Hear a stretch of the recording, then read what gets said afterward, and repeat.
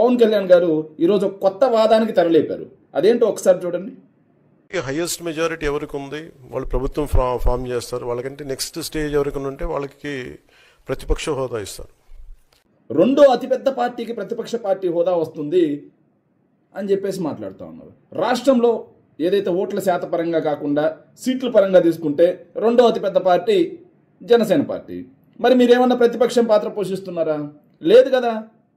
మీరు చంద్రబాబు నాయుడు గారితో బీజేపీతో కుమ్మక్కై ఉప ముఖ్యమంత్రి అనే పదవి తీసుకున్నారు, 2-3 మంత్రి పదవులు తీసుకున్నారు, అలాగే రాష్ట్రంలో జరిగేటువంటి కమిషన్లు అన్నింటిలో వాటాలు తీసుకున్నారు. మరి మీరెట్టా ప్రతిపక్షం అవుతారు? రూల్ బుక్ చదువుకో పవన్ కళ్యాణ్. ఏం మాట్లాడతాం? ఇంకా ఏమైనా మాట్లాడితే గగ్గోలు పెడతారు మీరు, మీ జన సైనికులు. రూల్ బుక్లో ఏం రాసింది? ఒకటే పాయింట్ రాసింది, అధికారం పంచుకోకుండా ఉన్నటువంటి అతిపెద్ద పార్టీ ప్రతిపక్షంగా గుర్తించబడుతుందని చెప్పేసి రూల్ బుక్లో రాసింది. మరి అది కాకుండా మాకు సపరేట్ రూల్ బుక్ ఉంది, మాకు ఒక సపరేట్ కొనిదల వారి పిఠాపురం రాజ్యాంగం ఉందంటే ఎట్లా అవుతుంది? ఇంకోటి ఏంటి, నవ్వు వచ్చింది నాకు. ఈ 5 సంవత్సరాల్లో మీరు ప్రతిపక్ష హోదా మీకు రాదు. అది మీరు మెంటల్గా ప్రిపేర్ అయిపోండి.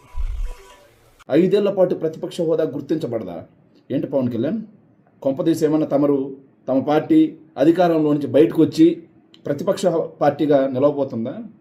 తమరు ప్రతిపక్ష నాయకుడిగా ప్రజా సమస్యల పట్ల పోరాటం చేయడానికి ఏమైనా సిద్ధపడతా ఉన్నారా ఏంటి పవన్ కళ్యాణ్ గారు?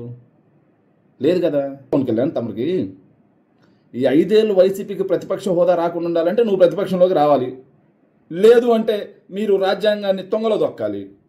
సరే, ఈ 5 ఏళ్ళు రాకపోవచ్చాము. ఈ 5 ఏళ్ళ తర్వాత, ఎన్నికలకు ముందు ఎన్నికల తర్వాత తమరి నైజం మొత్తం చూసినటువంటి ప్రజలు ఇంకా జన్మలో మిమ్మల్ని అసెంబ్లీకి కూడా పంపిరు. ఇంకా అది గమనించండి. ముందు మనం చెప్పింది ఏంది, ఇప్పుడు మనం చేస్తుంది ఏంటి, మనం ప్రజలకు ఏమి హామీ ఇచ్చాం, ఇప్పుడు వాటికి ఎంత మేరకు న్యాయం చేస్తున్నాం అనేది ఆలోచన చేయకుండా ఎందుకు ఇంత పెద్ద పెద్ద స్టేట్మెంట్లు పవన్ కళ్యాణ్ తమరికి? Thank you.